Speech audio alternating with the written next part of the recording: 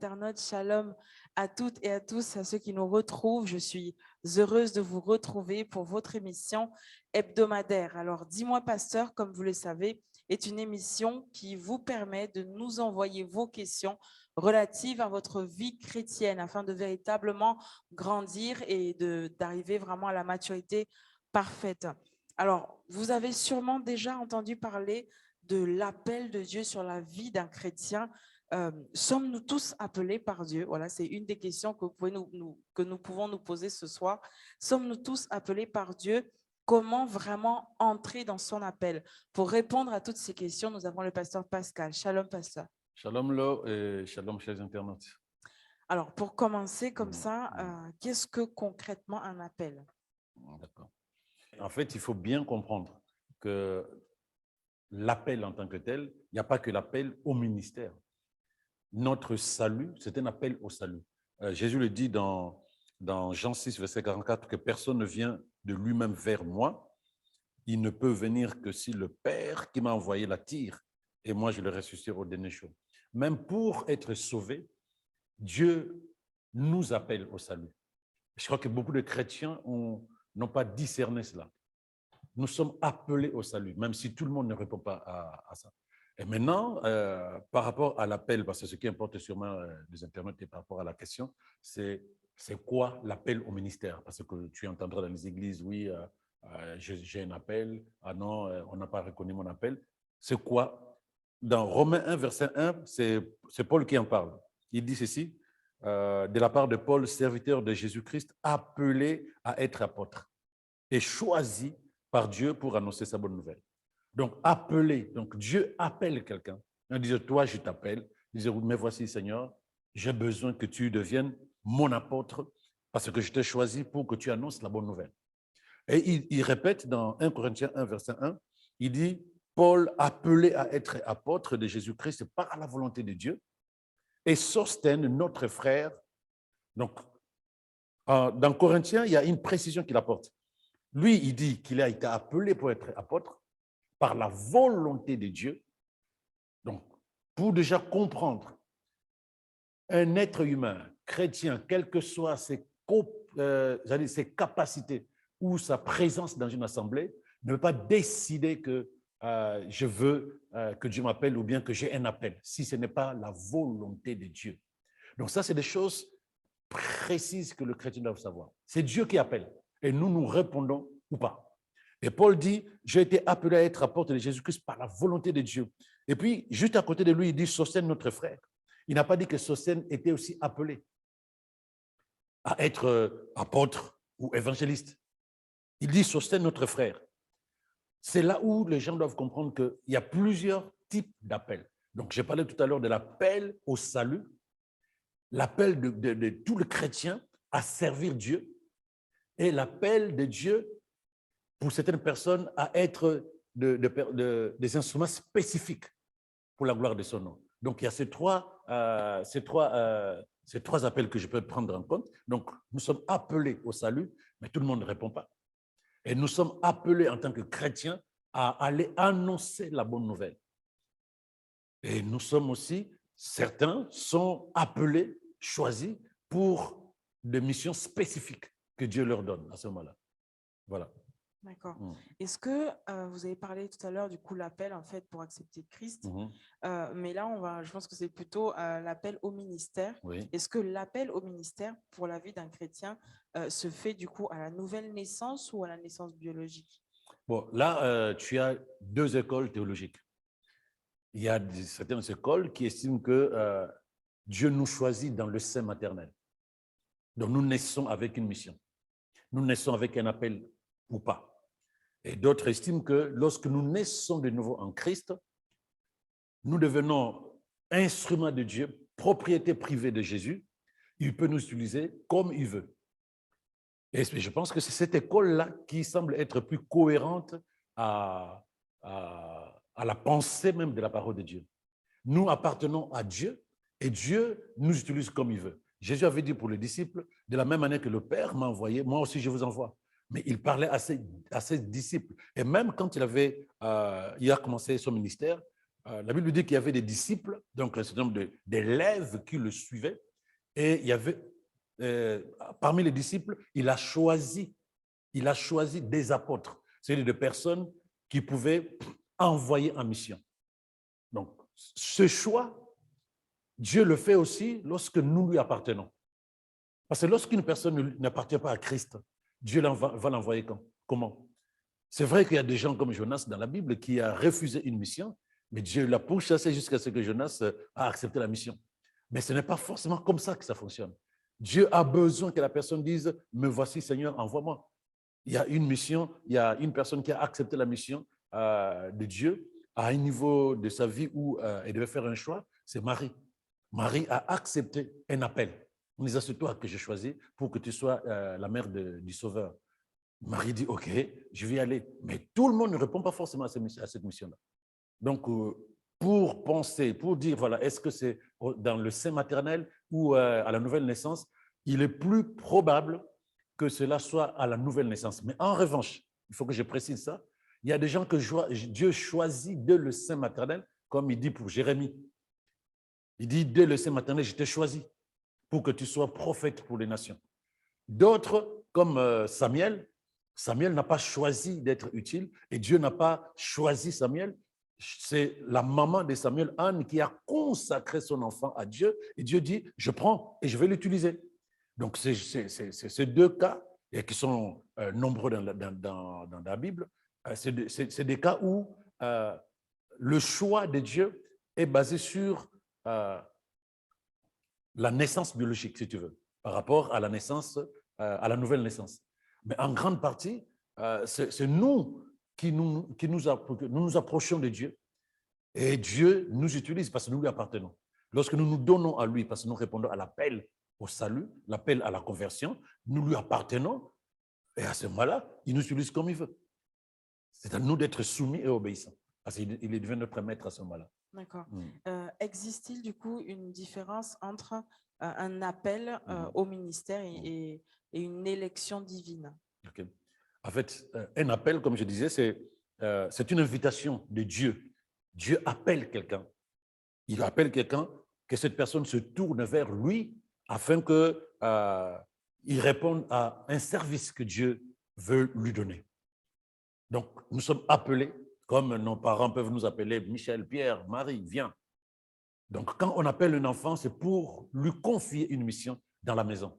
Quand Dieu appelle, c'est pour nous confier une mission. Donc, ça, c'est un appel. Mais maintenant, quand on parle d'élection, en fait, Dieu, l'élection, il faut savoir que depuis l'Ancien Testament jusqu'à aujourd'hui, on parle d'élection élue. Donc, le peuple d'Israël, par exemple, était appelé le peuple élu de Dieu. Donc là, dans Deutéronome 7, il dit, vous êtes en effet un peuple qui appartient en propre au Seigneur, votre Dieu. C'est vous que le Seigneur a choisi parmi tous les autres peuples de la terre pour être son bien le plus précieux. Donc Dieu dit, je choisis. Donc c'est une élection. Et dans le Nouveau Testament, Jésus lui-même déjà été appelé le serviteur élu de Dieu. Il y a un verset, Ésaïe 42, verset 1, qui est un verset prophétique sur Jésus. Voici mon serviteur que je soutiens, celui que j'ai choisi, qui fait toute ma joie. Je lui ai donné mon esprit et il établira le droit pour tous les peuples. Donc Dieu choisit. Et nous, les chrétiens, nous sommes aussi appelés les élus de Dieu. 1 Pierre 2, verset 9, il dit, mais vous êtes un peuple élu, une communauté des rois, des prêtres, une nation sainte, un peuple de Dieu, que Dieu, a pris pour sien, pour que vous célébrez bien haut les œuvres merveilleuses de celui qui vous a appelé parmi des ténèbres à son admirable lumière. Donc, la personne ou les personnes que Dieu choisit sont d'abord des personnes que Dieu appelle.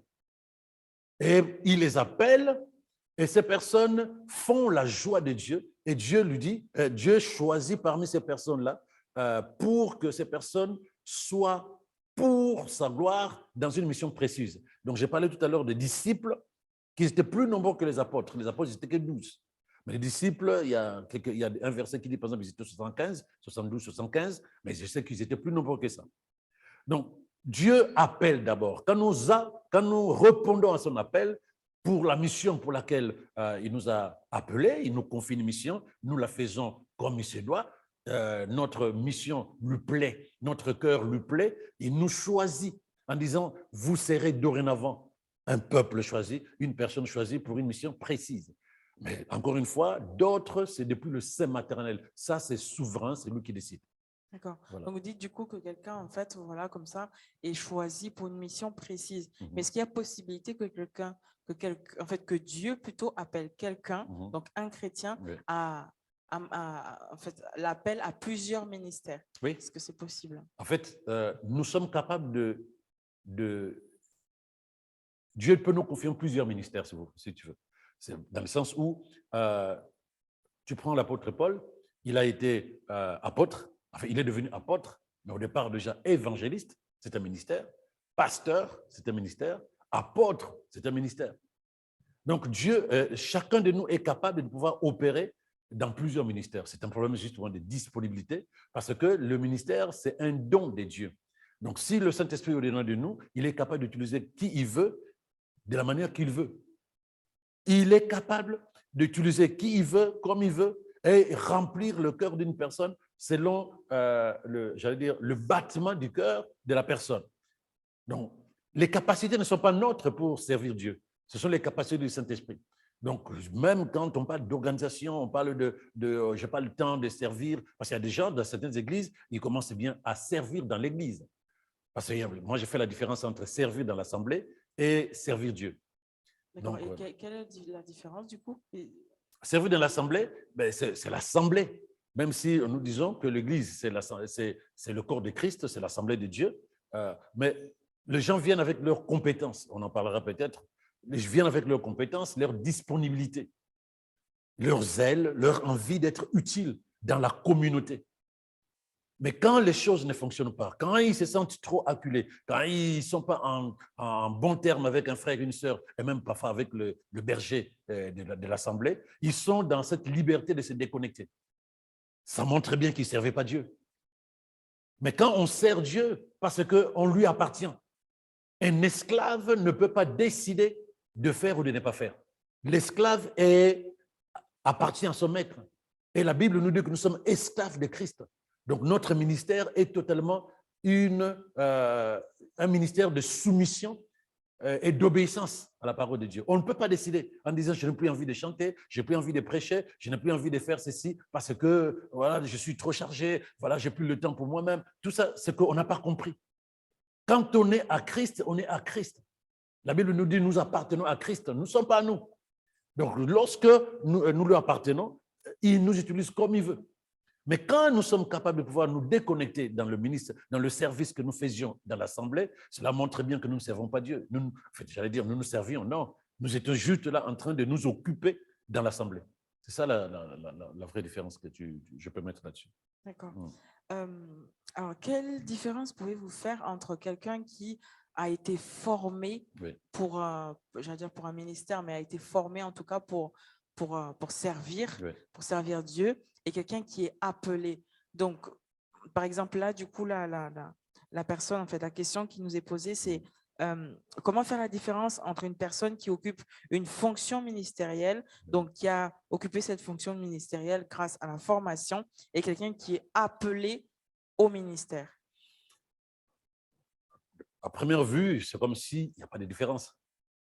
Parce que la personne qui a été formée, par exemple, pour prêcher, on le voit prêcher.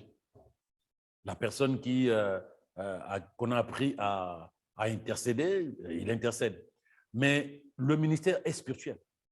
Celui qui a été appelé par Dieu est équipé par Dieu.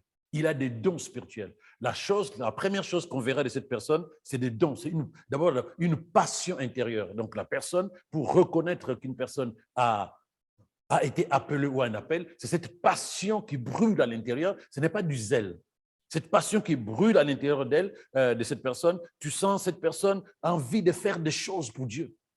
Là où tout le monde n'a pas envie d'aller évangéliser, cette personne est triste parce qu'on a annulé la sortie d'évangélisation. Voilà. En fait, il y a une passion qui n'a rien à voir avec le zèle. Donc, à part la passion, il y a des dons spirituels. Le frère ou la sœur est capable de prier pour toi et tu es guéri. Et pourtant, cette personne n'est pas responsable dans l'Assemblée, ni à l'intercession, ni à la chorale, ni dans quelque ministère que ce soit. Et cette personne est juste membre de l'Assemblée, mais cette personne est déjà équipée par Dieu et cette personne développe des capacités spirituelles, des dons spirituels que Dieu confirme par des miracles, par exemple. Et pourtant, par exemple, c'est Jésus qui dit, lorsqu'il montait au ciel, il dit, voici les signes qui accompagneront tous Ceux ceux qui qui auront auront cru cru à mon nom. en mon nom, par exemple, voilà, ils chasseront les démons, ils imposeront les mains aux malades et les Oui. malades seront guéris. Tout à fait. Donc, comment arriver du coup, en fait, à distinguer celui qui a su travailler en lui ces dons-là qu'on a reçus par le Saint-Esprit, que tout chrétien peut manifester, et du coup, spécifiquement celui-là qui est préparé, qui a reçu des dons parce qu'il est appelé au ministère. En fait, ça se perçoit. Mon pasteur disait un jour, on était en réunion, il disait, lui, il ne peut pas dire à quelqu'un qu'il a le ministère de guérison. Mais lui, il sait que sa foi peut amener les gens à être guéris lorsqu'ils prient. Il y a des gens qui ont une facilité à faire les choses là où nous devons prendre un peu plus de temps, par exemple, ou prier d'une manière spécifique pour que quelqu'un soit guéri. Mais quand on découvre quelqu'un qui est naturellement dedans, ces dons se manifestent nettement. Même la personne elle-même peut être surprise en se disant « Ah bon, ça c'est moi qui ai fait ça. Ah, ça c'est moi qui ai dit ça. » Et progressivement, c'est les responsables spirituels autour de cette personne qui vont réaliser que cette personne est déjà un instrument divin parce que ses dons, ses capacités, ses talents sont d'un naturel que, voilà. Mais entre-temps, pour les autres dont tu parles dans Marc 16, verset 17 à 20, je pense, les signes, oui, naturellement, en tant que chrétiens, nous avons à manifester le signe du surnaturel divin qui est au-dedans de nous, le Saint-Esprit. Mais ces personnes qui sont déjà dotées pour être des instruments, ces personnes ne forcent pas. Ces personnes sont même elles-mêmes surprises parce qu'on sent en elles monter des capacités spirituelles, des dons naturels qui confirment que c'est des personnes qui sont pour Dieu. Voilà. D'accord. Mais comment, du coup, voilà, quelqu'un qui, par exemple, est en train de nous écouter, qui se dit, OK, tout ça, c'est très, très intéressant. Comment faire pour reconnaître son appel? Il y en a qui sont sûrement perdus et qui se disent, mais moi, je suis là, je ne sais même pas si j'ai un don, je ne sais pas si vraiment j'ai été doté Oui, j'ai le Saint-Esprit, mais il n'y a rien qui se manifeste, j'ai essayé de prier. Donc, comment, en fait, reconnaître son appel dans sa vie chrétienne? Comment arriver à le reconnaître? Comment savoir si j'ai un appel? C'est ça, bien, voilà. c'est ça. Parce que je peux comprendre ça de deux manières. OK, je sais que j'ai un appel, mais je veux savoir quel est mon couloir de ministère. Mais est-ce que, donc je suppose que, comment savoir si j'ai un appel? Comment savoir si j'ai un appel? OK, donc je reviens sur ce que je disais au départ. En tant que chrétiens, nous sommes tous appelés. Donc, nous étions appelés pour la conversion. Et nous sommes devenus des enfants de Dieu. Mais en tant qu'enfants de Dieu, Jésus qui le dit, je pense, Jésus le dit, allez par tout le monde, c'est Marc 16, verset 15, allez par tout le monde, prêchez la bonne nouvelle du royaume. Donc nous tous, nés de nouveau, enfants de Dieu, citoyens du royaume, nous sommes tous appelés à aller annoncer la bonne nouvelle. Donc ça, il n'y a personne qui peut se dire, je suis chrétien, je suis né de nouveau, mais je peux rester dans mon coin et je laisse les autres faire. Non, à ce moment-là, on n'a pas compris ça. Donc tout le monde est appelé là-dessus. Maintenant, la spécificité, voilà, pasteur, évangéliste, apôtre, prophète, ou voilà, tous les ministères qui sont cités dans Éphésiens 4. Mais écoute, comment savoir? Qu'est-ce qui se passe à l'intérieur de moi? Quel est le battement de mon cœur? Si ce n'est pas mes intentions personnelles, si ce n'est pas mes envies personnelles, si ce n'est pas le désir de me faire valoir par les êtres humains, si à l'intérieur de moi, je me dis, je peux sacrifier ma vie pour cette chose-là que je sens à l'intérieur de moi. Parce que ce que les gens ne comprennent pas, avoir l'appel, ce n'est pas juste se lever, parce que les gens, quand ils parlent d'avoir l'appel, ils prennent le micro, ils commencent à prêcher, ils commencent à chanter, je ne sais pas comment ils appellent ça. Mais non, avoir l'appel signifie que tu t'oublies. Parce que tu deviens instrument de Dieu. C'est lui qui t'appelle, va. Toi, tu voulais aller au ciné, lui te dit, va. Va annoncer la bonne nouvelle. Donc, ton temps n'existe plus, ta vie n'existe plus, tu lui appartiens à 100%. Mais la personne qui a l'appel n'a pas peur de ça. Tes projets disparaissent. Tu ne vois que ce que Dieu te demande de faire, tu sens ça à l'intérieur de toi. Et les gens qui sont tout le temps disaient, mais toi, c'est comme si tu feras ceci, tu feras cela, tu te dis, il n'y a pas de souci. Si on a ça à l'intérieur de soi, on n'a pas peur de perdre ses projets. On n'a pas peur de changer sa vision de vie. On n'a pas peur d'investir sa vie pour Dieu. Et qu'on a à l'intérieur de toi un battement de cœur unique, c'est-à-dire être utile à Dieu. Dis-toi qu'il y a quelque chose que Dieu a sémé dans ta vie qui est « je veux que tu me serves ». Donc là, tu te dis « ok, je vais voir mon berger parce que je n'ai qu'un seul désir, c'est être utile à Dieu. Qu'est-ce que je peux être? Je sens comme si je dois aller en mission. Je sens comme si je dois m'occuper davantage de personnes désœuvrées qui sont dans la précarité. Parce qu'il y a plusieurs ministères où Dieu a besoin de toi. Je sens, voilà, toutes ces choses, tous ces battements de cœur à l'intérieur de la personne, tourner vers Dieu et non pas tourner vers soi. Parce qu'il y a des gens qui veulent bien servir Dieu, mais qui voient d'abord leur vie, qui voient d'abord leur gloire. Mais la personne qui est de Dieu, qui appartient à Dieu, qui a un appel, ne voit même plus sa gloire, ne voit même plus ses intérêts, ne voit même plus ce qu'il va gagner. Voilà. Pasteur, je me permets du coup de revenir sur ce que vous avez dit tout à l'heure. Vous l'avez souligné, mais je pense que ça peut du coup aider ceux qui nous regardent et même moi d'ailleurs. Vous avez parlé tout à l'heure de reconnaître son couloir. Oui. Lorsqu'on se dit, bon, oui, peut-être que du coup, je dois servir Dieu d'une manière ou d'une autre.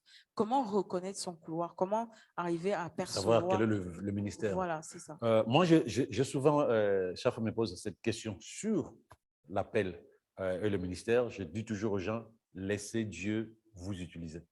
Parce que tout à l'heure, tu m'as posé une question de savoir si on peut servir dans plusieurs ministères. Si Dieu peut te donner plusieurs ministères, oui. Mais si je me focalise sur un ministère, je risque de perdre les autres si Dieu disposait pour moi d'autres ministères. Donc, ça vaut la peine de se dire, Seigneur, je t'appartiens, utilise-moi comme tu veux. Donc, je n'ai même pas besoin de savoir où il m'amène. Parce que si j'ai le ministère pastoral, je peux aussi développer en moi, par le Saint-Esprit, le ministère prophétique. Je deviens prophète. Comme je peux aussi développer le ministère évangélique. Comme je peux aussi développer le ministère tourné vers les personnes dans la précarité. Il y a plusieurs façons que l'Esprit peut utiliser une personne. Donc, moi, je conseillerais à n'importe quelle personne, laisse Dieu t'utiliser. Maintenant, il y a un ministère qui peut être au-dessus. On sent que c'est plus ça que ça. Je ne sais pas, donc tu peux poser ta question, je suis désolé de t'avoir coupé. Donc, c'est ça. Donc, ça veut dire que si, par exemple, supposons quelqu'un qui arrive dans l'église et qui se dit, mais je ne sais pas quoi faire, je ne sais pas où servir. Donc, ça veut dire que cette personne peut en même temps s'inscrire chez les chantres, en même temps s'inscrire à l'intercession, en même temps s'inscrire, je ne sais pas, à l'accueil, par exemple, l'accueil de ceux qui arrivent. Ouais. Donc, c'est vraiment, en fait, ne pas se limiter, s'inscrire un peu partout et après… Pas dans le désordre. Et ça, c'est très bien que tu aies posé la question, parce qu'il y a une différence entre le servir et être mandaté par Dieu. Le ministère, ce n'est pas le service. Le service, je viens me proposer, j'ai des dons, j'ai des capacités. Tu as parlé de chantre, mais je sais chanter.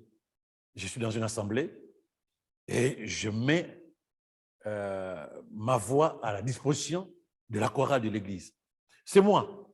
Et je suis capable de me déconnecter, comme je disais tout à l'heure, parce que c'est moi qui suis venu. Je sais jouer à la guitare, je mets mon talent de guitariste à la disposition de l'église. Là, je suis en train de servir Dieu.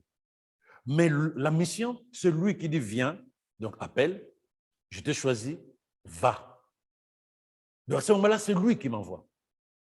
Je ne choisis pas où il m'envoie. Or, lorsqu'on vient servir dans l'assemblée, on choisit. J'ai vu des personnes, tu lui dis, mais non, tu as plus de capacité à être dans tel ministère. Ah non, pasteur, moi je veux ici. Ça, c'est un service. Je sais ce que je veux. Mais le ministère, tu ne diras pas à Dieu, non, moi je veux là-bas. Il te dit, tu es pasteur, non, non, moi je vais être prophète. Non, il dit, tu es évangéliste, non, moi je vais être docteur. Non, ça n'existe même pas. Donc, en gros, le service dans l'assemblée, les gens choisissent. Maintenant, par rapport où la personne peut se mettre, ben, c'est elle qui voit. Si elle a 2 ou 3 talents, elle a 2 ou 3 ou 4 compétences, elle sait prier, elle sait conduire la louange, elle sait intercéder, elle sait encadrer le jeune. Pourquoi elle ne peut pas faire tout ça si elle peut s'organiser en temps pour que ça ne le bouffe pas? Parce que les gens, après, ils disent « ouais, je suis trop chargé ». Et pourtant, au départ, ils étaient tous zélés de faire tout cela. Donc, c'est un problème d'organisation et de temps. Mais si la personne qui se dit « je peux faire tout », ben, gloire à Dieu, ça permet à l'Assemblée d'avoir des ressources un peu partout. Voilà. D'accord. Est-ce que tous les croyants sont de facto, du coup, appelés à servir Dieu? Oui, c'est comme je disais, nous sommes tous appelés à servir Dieu. Jésus le dit dans Marc 16, tout à l'heure, Marc 16, verset 15, « Allez par tout le monde », il parlait à nous les croyants, à nous qui avons cru en lui, à nous les disciples. Allez par tout le monde, prêcher la bonne nouvelle. C'est-à-dire que nous sommes déjà, par défaut, nous tous, de ministres de l'Évangile.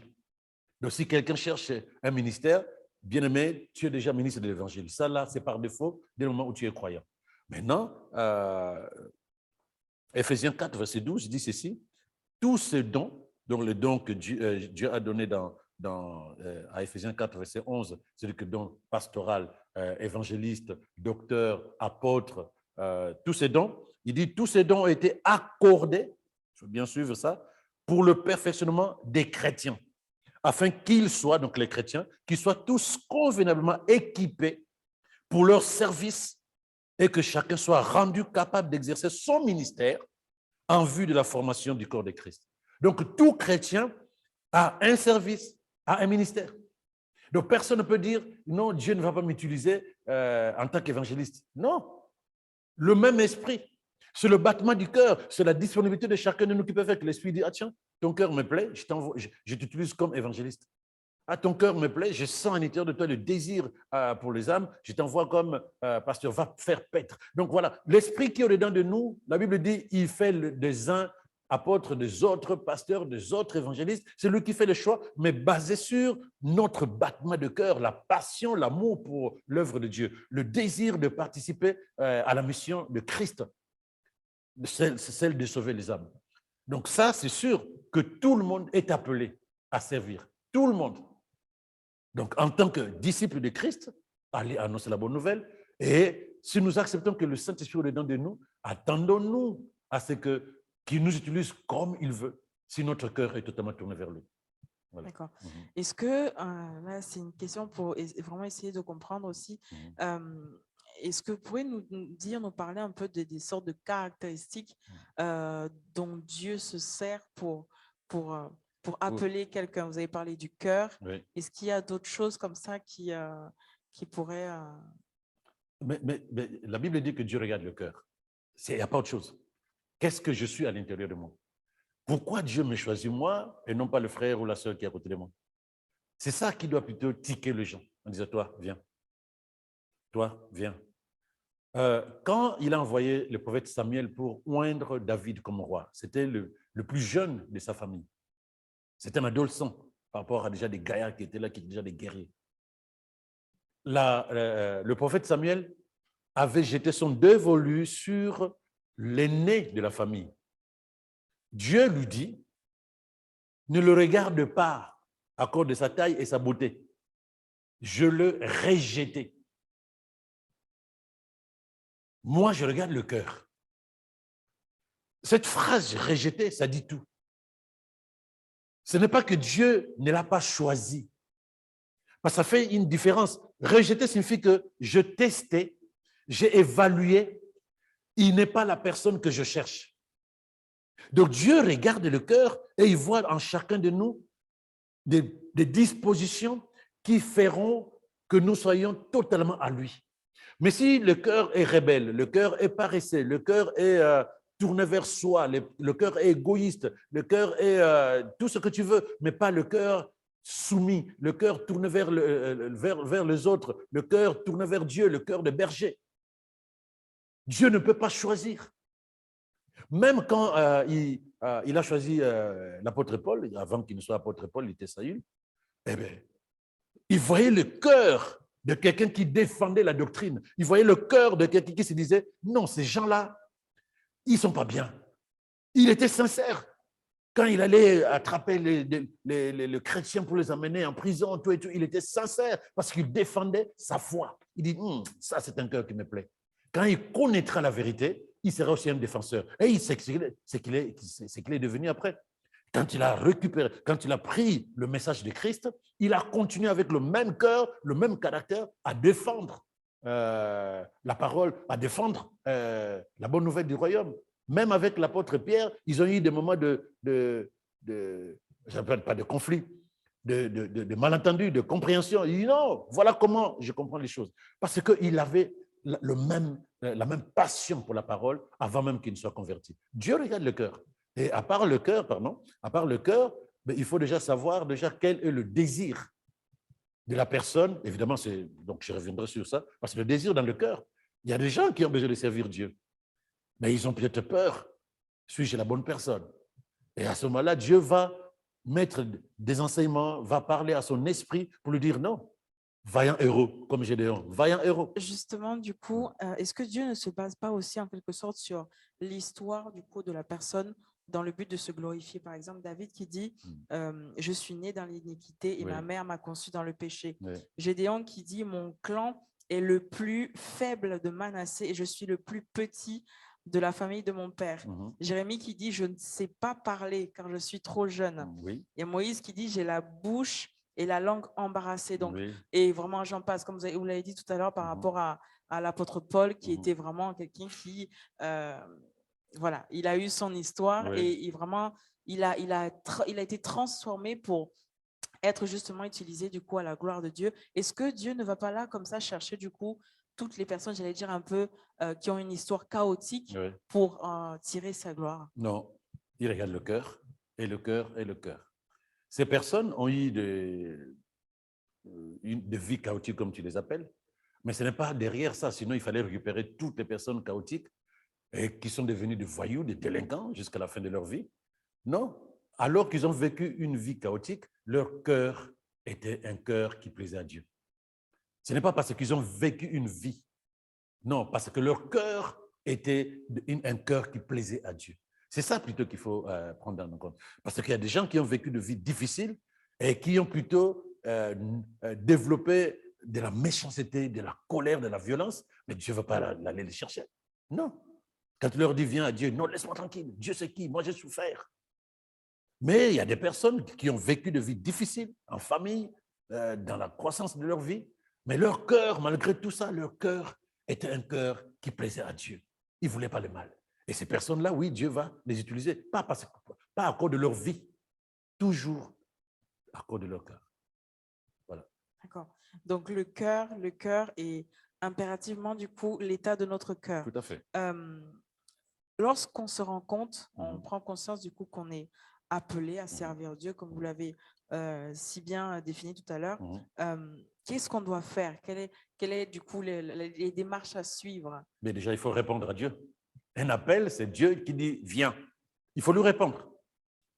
Il faut lui répondre, mais voici, Seigneur. C'est comme l'histoire de Samuel quand il était encore chez le sacrificateur Élie. Dieu l'appelait, mais il n'avait pas encore discerné la voix de Dieu. Il ne comprenait pas que c'est Dieu qui l'appelait. Il y a beaucoup de personnes dans la vie qui ne savent pas que Dieu les appelle ou qui ne discernent pas la voix de Dieu qui leur dit, viens, j'ai besoin de toi. Je veux t'utiliser. Et donc, du coup, ils sentent ça, mais il y a comme une résistance. Ils sentent ça, ils ont peur, ils sentent ça, ils se disent, non, ce n'est pas Dieu. Je pense que c'est… Voilà, non. Quand tu sens que Dieu est en train de travailler à l'intérieur de toi, tu sens cela, cette passion, ces choses qui bouillonnent à l'intérieur de toi, ces désirs d'être utile. Ou même, Jonas, par exemple, Jonas n'avait pas une passion d'aller prophétiser à Ninive. Non, il fouillait. Mais Dieu lui dit, c'est toi que je vais utiliser. Il fouillait. Donc, il y a des choses qui peuvent amener quelqu'un à se dire, je ne suis pas la bonne personne. Qui peuvent amener une personne à se dire, non, Dieu ne peut pas m'utiliser. Mais dès les moments où on réalise finalement que Dieu a besoin de moi, la première des choses, je réponds à l'appel. Je réponds. Il y a un verset que j'aime bien dans Colossiens 4, verset 17. l'apôtre Paul dit, dit à Archippe, donc, Archippe, prends garde au ministère que tu as reçu dans le Seigneur afin de l'accomplir. Donc, nous avons un ministère. Chacun, lorsque tu sens que tu as un ministère, prends garde de ne pas négliger. Il faut accomplir la mission. Donc, il faut répondre. Donc, la personne qui réalise que non, j'ai un ministère, que je réalise finalement que j'ai un ministère, la première des choses, c'est répondre. Ensuite, se préparer. Se préparer à être digne de Dieu. Donc, parce que lorsque une personne est fiancée, une jeune fille est fiancée, elle n'est pas prête pour être épouse. Donc, le temps de fiançailles, c'est le temps de préparation. Le temps de fiançailles, c'est le temps de préparation. Même Jésus, Messie, depuis des siècles prophétisé, sa vie était prophétisée, préparée. Mais la Bible dit qu'il grandissait en stature, en sagesse. Donc, il y a une préparation. Personne ne peut servir Dieu sans préparation. Dieu appelle et nous nous préparons à être utiles. C'est très important. Donc, un, répondre et deux, se préparer. Voilà ce que je peux dire là-dessus par rapport à cette question. D'accord. Est-ce que le ministère auquel on est appelé vient-il, je pense que vous l'avez dit tout à l'heure, mais c'est quand même important du coup de le souligner à nouveau. Est-ce que le ministère auquel on est appelé vient-il d'un désir personnel? Oui. Donc, parce que vraiment, on a besoin de se dire, il faut que j'aille parler de Jésus, donc il faut que j'aille dans les rues, il faut que j'aille annoncer la parole. Est-ce que le ministère du coup auquel on est appelé vient de ce désir-là qu'on a, ou sinon c'est vraiment une mission qui nous est communiquée par Dieu? Quoi qu'il en soit, le ministère est spirituel. Si c'est communiqué par Dieu, on va le sentir à l'intérieur de nous. Maintenant, c'est la personne elle-même qui doit faire la différence si ce n'est pas un besoin personnel, si ce n'est pas des envies personnelles, juste pour montrer que je suis capable de faire des choses ou de m'exprimer, de dire des choses, tout ça là. Si cette personne voit qu'il n'y a pas ses intérêts à l'intérieur d'elle, elle doit se dire, il y a Dieu derrière. Je l'ai précisé, par exemple, que cette personne sait que le ministère dans lequel je suis en train de m'intégrer me demandera des sacrifices, me demandera de faire des choix. Mais cette personne s'est dit, je suis prêt à faire ce choix. Je suis prêt à faire ces sacrifices. Donc, parce que là où il y avait des intérêts personnels, on le sent. On le sent. Lorsque quelqu'un vient au Seigneur avec ses intérêts, ses envies, il suffit que les choses ne fonctionnent pas comme elle souhaite, cette personne baisse les bras, cette personne disparaît, cette personne arrête ou change de regard. Mais la personne qui est vraiment dans le Seigneur et qui veut être utile à Dieu, cette personne verra que non, écoute, servir Dieu, c'est faire des choix qui ne seront pas forcément mes choix. Servir Dieu, c'est faire des sacrifices qui vont m'amener à m'oublier. Mais si les choix et les sacrifices ne lui font pas peur, alors cette personne est véritablement prête à être utile à Dieu. Voilà. Est-ce qu'il existe un appel à être intercesseur? Bon, c'est comme je disais tout à l'heure, tout le monde, en fait, il y a précision, servir dans l'assemblée, tout le monde peut servir dans l'assemblée. Être intercesseur, tout le monde est intercesseur. Tout le monde. Parce que la Bible dit que nous sommes des sacrificateurs, nous sommes des prêtres. C'était la mission des prêtres dans l'Ancien Testament, c'est prier pour le peuple. Donc, tout chrétien est intercesseur. Ce n'est pas parce que le frère ne sait pas bien prier qu'il ne peut pas intercéder. Il doit se développer. Il doit se développer. Nous sommes spirituellement tous des intercesseurs. Mais alors, il y a une différence évidemment entre le ministère, par exemple, d'évangéliste et le ministère d'intercession. L'intercession, c'est tout le peuple de Dieu, mais en même temps, la spécificité de l'évangélique, pardon, c'est, comme je l'ai dit, nous sommes tous appelés disciples pour aller annoncer la bonne nouvelle. Mais tout le monde n'est pas pasteur, mais le pasteur est intercesseur, mais l'intercesseur n'est pas obligé, peut ne pas être pasteur, si tu veux. Je ne sais pas si je me fais comprendre. L'intercesseur peut ne pas être pasteur, mais le pasteur, l'évangéliste, le prophète, tout le monde est intercesseur. Donc voilà, donc quand on dit, voilà, il a été appelé au ministère de l'intercession, c'est un langage. Parce qu'en réalité, nous tous, nous sommes appelés à opérer dans le ministère de l'intercession. D'accord. Voilà. Nous tous, là, comme ça, on est tous appelés du coup à l'intercession et à l'évangélisation. D'accord. Eh oui. Sans être appelés. Sans être, je veux Nous dire, sommes appelés déjà. Jésus dit, de la même manière que le Père m'a envoyé, je vous ai appelé, il a appelé les disciples. sans du coup avoir un appel au ministère. C'est un ministère de service. D'accord. C'est un ministère de service, c'est-à-dire que j'intercède, c'est dans l'assemblée que ça se passe. Oui. Dieu, il ne va pas t'appeler pour que tu deviennes intercesseur, mais tu es disponible pour être intercesseur dans l'assemblée. Voilà, c'est ça cette différence que j'avais faite entre le service et le ministère. Ce D'accord. verset. Oui. Ok. Vraiment, pasteur, merci du coup pour tous ces éclaircissements Ouais. et tous ces éléments de réponse. Mhm. Nous arrivons à la fin de notre émission. Mhm. Et juste là, comme ça, du coup, pour revenir vraiment sur le thème, en fait, qui nous a du coup réunis ce soir, Oui. c'est de comprendre comment savoir si j'ai un appel. C'est ce que la personne, du coup, Oui. nous a envoyé comme question. Comment savoir si j'ai un appel? Donc, si vous pouvez répondre comme ça, du coup, à ceux qui nous regardent là maintenant ce soir, Ok. comment savoir si moi j'ai un appel? Comment savoir si on est appelé au ministère? Ok. En fait, j'ai fait la différence qu'en tant que chrétien de nouveau, tu as un appel. Christ t'a appelé afin que tu sois ministre pour aller annoncer la bonne nouvelle. Ça, c'est déjà un appel. Tu ne vas pas chercher dans ta tête. En tant que chrétien, tu as un appel, celui d'être ministre pour aller annoncer la bonne nouvelle. Ensuite, comme je l'ai dit, nous étions tous appelés pour que nous soyons utiles à Dieu. Lorsque tu acceptes Christ comme Seigneur et Sauveur, Dieu t'utilise.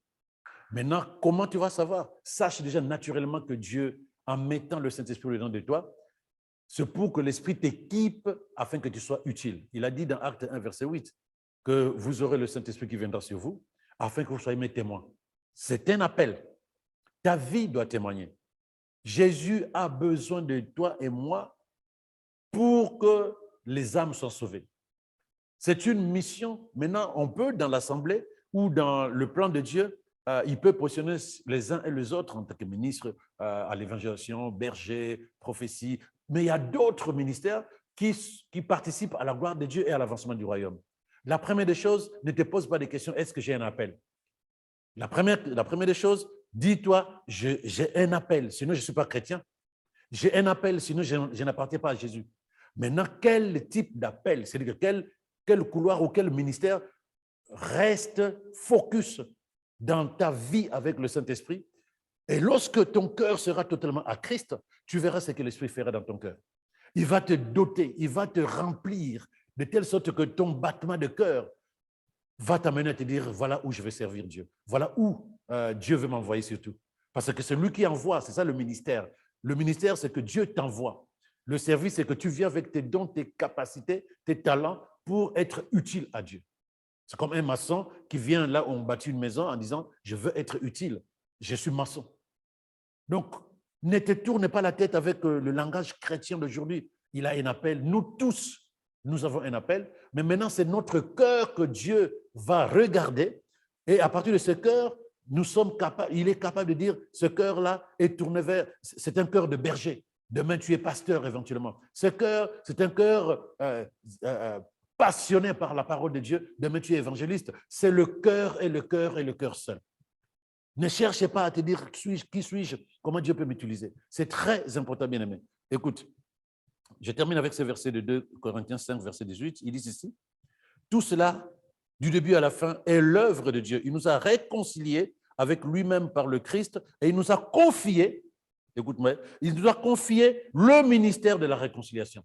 Donc, nous les chrétiens, il nous a confié naturellement le ministère de la réconciliation. En effet, en Jésus-Christ, c'était Dieu en personne qui réconciliait le monde avec lui-même, ne tenant plus compte du péché des hommes. Et c'est ce message, bien-aimé, c'est ce message de réconciliation qu'il a mis sur nos lèvres et nous a chargés de proclamer publiquement. Donc, lorsque tu es convaincu que tu es né de Dieu et que ta vie appartient à Christ, ne te pose pas de questions si tu as un appel. Tu as été appelé au ministère de la réconciliation. Maintenant, pour le détail, pasteur ou évangéliste ou prophète, ça c'est l'esprit. Mais toi-même déjà, sois convaincu et travaille, prépare-toi, laisse Dieu t'utiliser pour que tu sois totalement à lui et tu verras ce qu'il fera avec toi par toi. Voilà ce que je peux te dire là-dessus. Amen. Je crois que vous avez vraiment passé de bons moments et que tout ce qui a été dit sur ce plateau a été vraiment vraiment une édification pour chacun. Passez une excellente soirée. Je vous dis comme ça, du coup, à la semaine prochaine. Vous avez la cloche qui s'agite au-dessus. N'hésitez surtout pas à cliquer dessus pour recevoir toutes les notifications par rapport à la chaîne YouTube et par rapport à tout ce qui se fait. Passez une excellente soirée et à la semaine prochaine. Shalom.